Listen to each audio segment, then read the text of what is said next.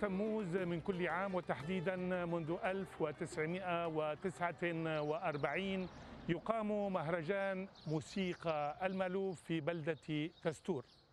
التستور وموسيقى المألوف حكاية خاصة منذ تاريخ طويل. فماذا عن هذا النوع من الموسيقى، وكيف تمت المحافظة عليه عبر الأجيال؟ موسيقى المألوف حكاية هذه المرة من تستور وتونس، فلنبدأ.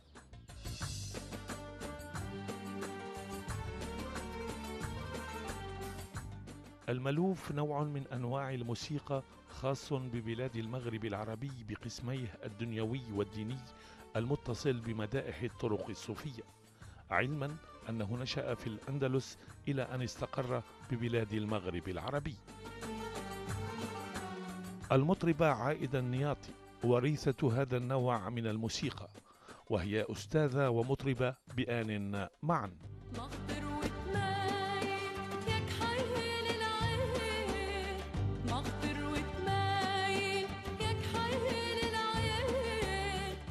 ليش اخترتي المألوف؟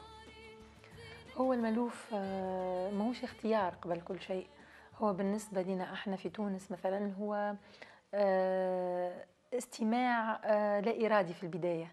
يعني الإنسان، أنا من تستور وإحنا في تستور، كان بصفة أولية وبدرجة أولى استماع لا إرادي. كانت المناسبات الموجودة في تستور والأعراس والمناسبات الدينية كلها كنا نسمع بطريقة بين ظفرين سلبية، بمعنى يعني استماع سلبي، يعني نسمع فقط لا نتفاعل في البداية بحكم السن وبحكم هذا كله، يعني يكون ترسبات وكون هكا اللبنة على لبنة اللي خلات من بعد في مرحلة موالية نهتم بالمألوف كموسيقى، كفكر، كدراسة. كثير من الناس اللي حيشوفوكم من برا المغرب العربي يعني بحبوا يعرفوا هيك موجز عن المألوف، تعريف بسيط منك. هو المألوف كلمة مألوف، احنا نقوله بالعربية الفصحى، المألوف الشيء الذي ألفت الأذن سماعه. هو مجموعة من الموشحات على مقام واحد، والمقام هي النغمة كما نقولوا في الشرقانية، تكون النغمة في المألوف هي واحدة، وهو عنده له العديد من الأجزاء. نجد في تونس الاستفتاح، المصدر، الطوق، السلسلة، الهروب، ثم الأجزاء الأخرى على موازين مختلفة. معناتها نلقاو الموازين تسمى الموشحات أو الأجزاء بأسماء الموازين. فنجد مثلا نقولوا البطيحيات، الأدراج، الخفايف، الأدراج، الأختام، يعني باسم الوزن، الختم، البطيحي. تكون المرور في النوبة المألوف، احنا نقولوا نوبة، هو مجموعة من النوبات. في البداية كان عندنا 14 نوبة، فما نوبة تقريبا اندثرت، يعني غير موجودة، هي نوبة الرهاوي، والبقية للنوبات الأخرى موجودة على طبوع. احنا نقول الطبوع لأنه كلمة طابع معناتها كلمة عميقة في معناها. طبع المقام يعني يطبع في الأذن فنستمع إليه فنتأثر به.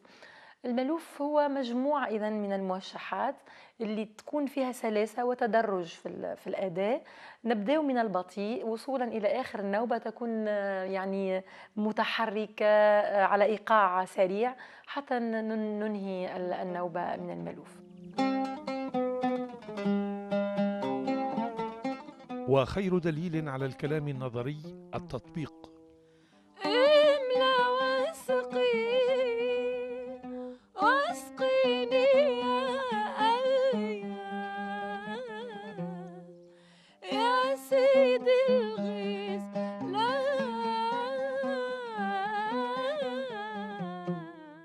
تنحدر عائدة من عائلة أندلسية عاشت في مدينة تستور التونسية. عايدة بكل صراحة، لأنك من جذور أندلسية، لأنك من تستور سابقا، لأنك تزوريها بين الحين والآخر، اخترتي هذا النمط، أم لأنه في شيء ملح عليك في الداخل تحديدا للمألوف؟ هو نجم نقولوا يعني أنه الاثنين معا. من ناحية جذوري، لأني كما قلت ربيت سماعا ومعناتها نشأة على المألوف سمعته، ومن ناحية أخرى خوف، هناك خوف ينتاب عدد كبير من التونسيين انه الرصيد هذا رصيد يندثر او يختفي في يوم من الايام، لانه في ظل العولمه والتطور التكنولوجي والانفتاح على الموسيقات الاخرى اللي احنا ماناش ضدها، بالعكس احنا مع الانفتاح على الموجات الثقافيه المختلفه، وانا مع هذا ان بدي نقدم في اعمال في هذا التوجه، الا انه خوفنا من اضمحلال او من تلاشي المعالم والخطوط الرئيسيه لهذا الرصيد الموسيقي انها تنمحي. لهذا الإصرار مني ومن عديد من الموسيقيين، لست الوحيدة، يعني مجموعة من الموسيقيين نلحوا أنه هالملوف هذا يقعد ويتواصل في أسماعنا وفي أذهاننا وفي ممارساتنا، لأنه في دستور ممارسات يومية تقريبا لهذا الرصيد. هذا السبب الرئيسي للاختيار.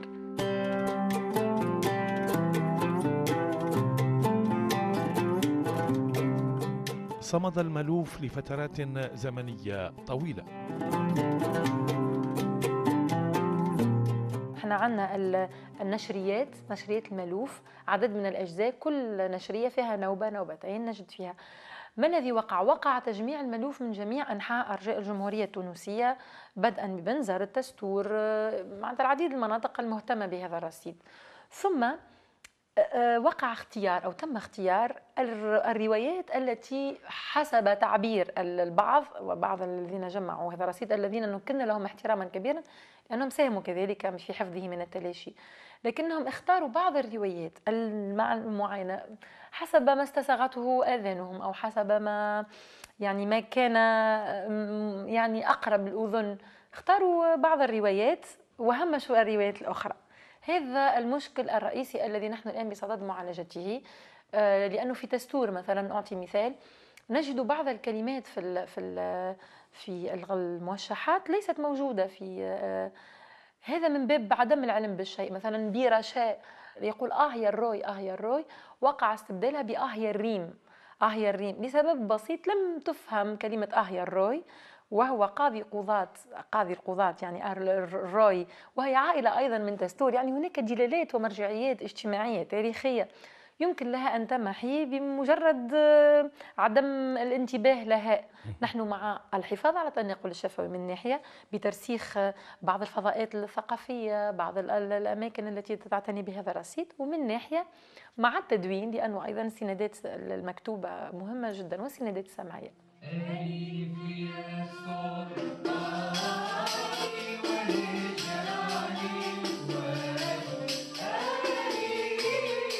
ولا شك أن الجهود الفردية في الحفاظ على الملوف غير كافية.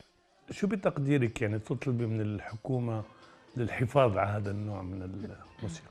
أنا قبل كنت دائما عندما يعني خارج شوية عن الموضوع لكن يصب في نفس الموضوع، عندما كنت أرى طاقات موسيقية كالأستاذ أحمد القلعي الله يرحمه، كالأستاذ محمد سعادة الله يرحمهم، كنت أتحسر، لأنه كنت أرى أن الدولة تعرف ومتأكدة أن لديها قيم ثابتة في الموسيقى كمثل الأسامي المذكورة وغيرها، وأحمد القلعي وغيرهم، إلا أنهم لم يهتموا بذلك، لم يسخروا الجهد والمال لتعليم أو لجعل هؤلاء يعلمون بقدر المستطاع أجيال أخرى، حتى نتمكن من معناتها استنساخ بين ظفرين مجموعة من الموسيقيين في هذا المستوى، لأنه عندنا والحمد لله في تونس موسيقيين هائلين. أنا الحق ما شفت فما مجهودات كبيرة، هناك اهتمام ببهرج، هناك اهتمام بمهرجانات يعني بحلة خارجية دون النظر في الجوهر.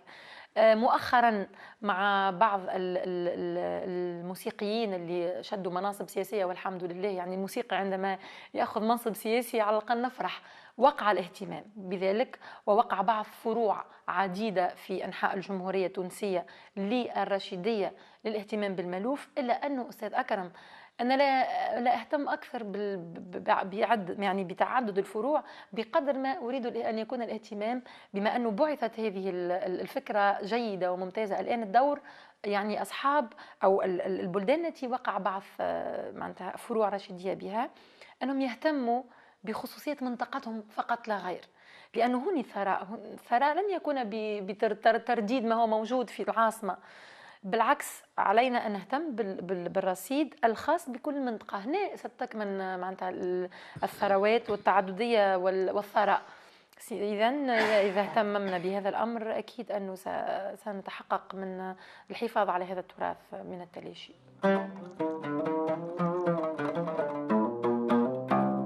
وبعيدا عن الملوف اتجهت عائدة صوب الشهير عبد الوهاب.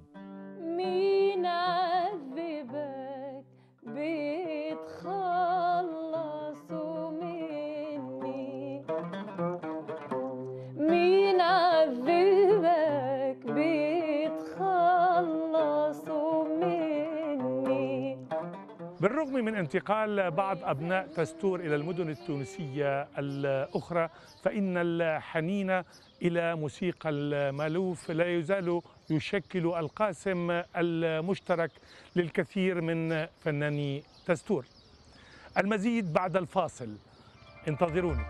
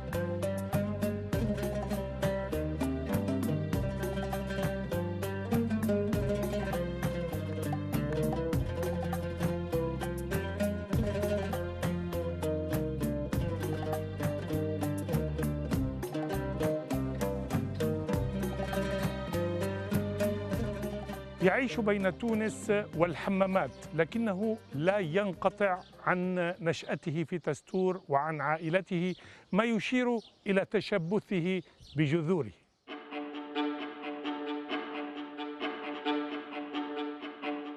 الكل هنا في تستور يعرفه، ليس لأنه من هذه المدينة فحسب، بل ولأنه أصر على مواصلة مشوار والدته في الغناء، غناء الملوف.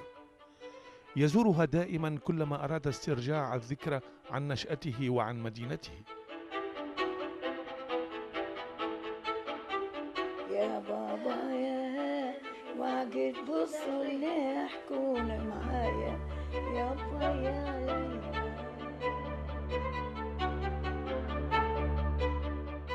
سي ماهر، بتعيش بين الحمامات وتونس، شو اللي بيرجعك للتستور؟ برشا حاجات يرجعوني، وهو الأكبر شيء حبي لهذه البلاد. أنا إنسان نحب تستور لدرجة لا توصف. اسم تستور كي نسمع تستور نحس بأني أمي نساها، أني يلزمني نزور أمي. هو أمي عايشة هوني في تستور، أنا نحس أمي الثانية تستور. أنا اسم تستور نعشقه بصفة كبيرة برك.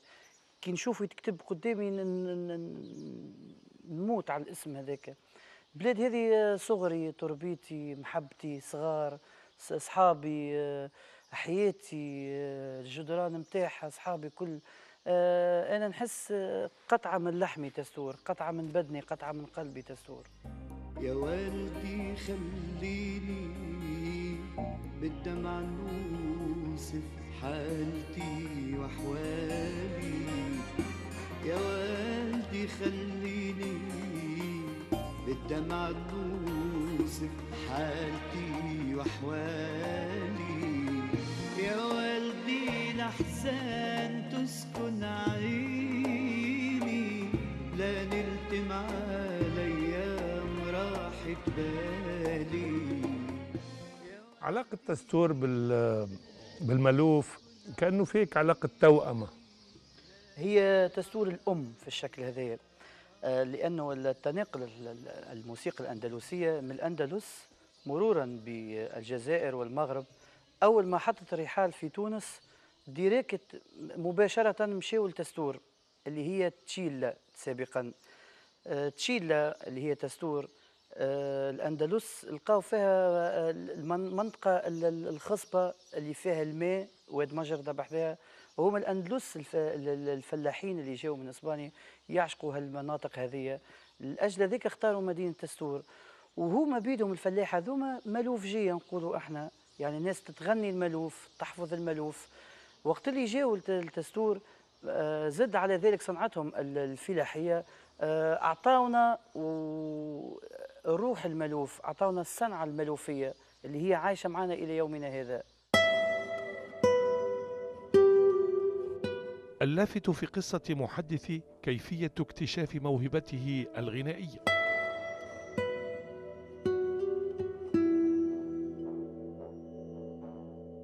والله في روض الأطفال في المدارس الابتدائية، أنه كنت نغني صاحبة فرقة للملوف الشيخ محمد الطيب جبيس، نحييه بالمناسبة هذه، هو اللي من أول من اكتشفني أني نغني.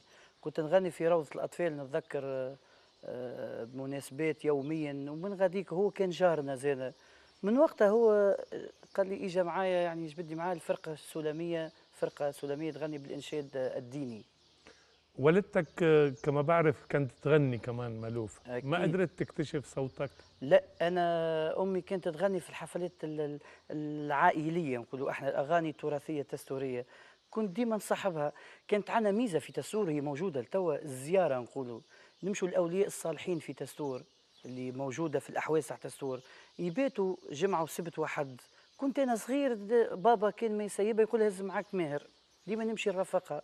هكا الجمعة والسبت أمي يستدعوا العائلات الخاصة تغني في الحفلة في القعدات هذيك وكل العائلات. هي من هذيك جاتني فكرة علاش ليه ما نغنيش الأغاني اللي تغني فيهم أمي. هي أغاني بالمناسبة التستورية حرة هي موجودة.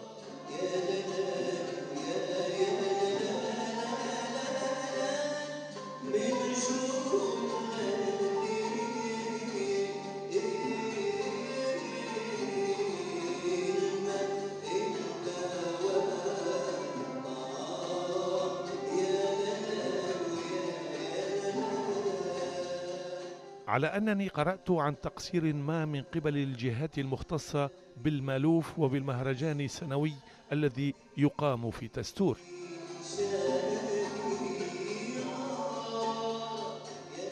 هنا نقول دور الإعلام.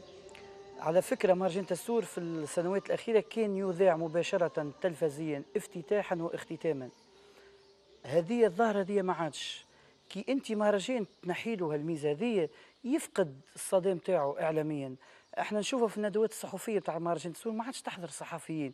إذا كان ناس كانت تجيه من بنزرت، ناس كانت تجيه من جربة، ناس تجيه من صفاقس، ناس تجيه من سوسة، توا ما عادش فما الميزة هذه. عم ناول السنين فنحس فما إدارة جديدة تحب تخدم، تحب ترجع له إشعاعه على النطاق. هو اسمه مهرجان الدولي للملوف والموسيقى التقليدية العربية. احنا كي نقولوا دولي كانت عندنا فرق من العراق، من لبنان، من سوريا، من مصر، من ليبيا، من تركيا، من إسبانيا، كانوا يجيوا فرق. إذا كان أنت محليا فقد إشعاعه، دوليا أكيد باش يفقد إشعاعه. وهذا تو اللي قاعده تسعى فيه الاداره هذه ولا الاداره اللي قبل، قاعدين يسعوا فيه الشكل هذا. مريض ثاني طال بيا، دا مريض ثاني طال بيا، دا مريض ثاني طال بيا، دا يا العين كحلة دوبة جوايا، طال بيا، دا يا مريض ثاني طال بيا. ويبقى السؤال عن مدى قدرة الملوف على الاستمرار. والله أنا نتسمى ما نقولش من الصغار، أما نحاولوا. أنا حبيت شخصيا نكون مدرسة لحفظ الملوف، على الأقل كيف ما حفظوني الشيوخ واللي أكبر مني، نحاول أنا بيدي نوصل هالشيء هذا للتستور. لكن فما عراقيل اللي أنا بيدي وليت نخاف منها، نخاف ل10 و5 سنين ما عادش تلقى. صحيح توا في تستور الناس تسمع الملوف، أما أقلية اللي تحفظ الملوف، هذا الشيء اللي يخوف هذا. وحتى في العاصمة كي ناخذوا فنانين ومطربين في مستوى كبير ما يحفظك ملوف، كان الحاجة المتداولة اللي هي أليف يا سلطان ولا بدا بيقدم، يعني ذوما بأليف قطاع ملوف من المعروفين. أما كي تغوص معاهم في الملوف أدغال ملوف ما تلقاش حافظ ملوف، وهذا الشيء يخوفنا برشا. هذا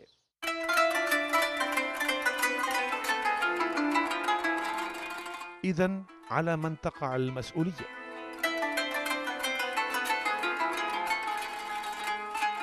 احنا ما نوصلوش لوزارة الثقافة، نكونوا احنا البلادية أولا ثم نقولوا الولايه اللي هي مندوبيه الثقافه، ومن بعد نجوا للوزاره.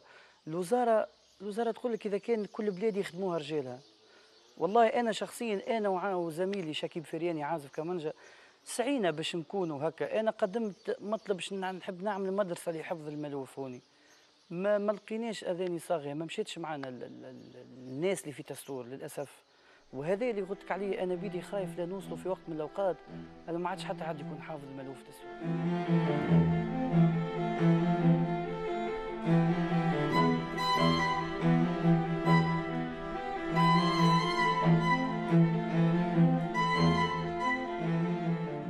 إذن قلق جدي على مصير موسيقى المألوف يتطلب جهودا جدية من القائمين على حفظ الموسيقى والثقافة والتراث.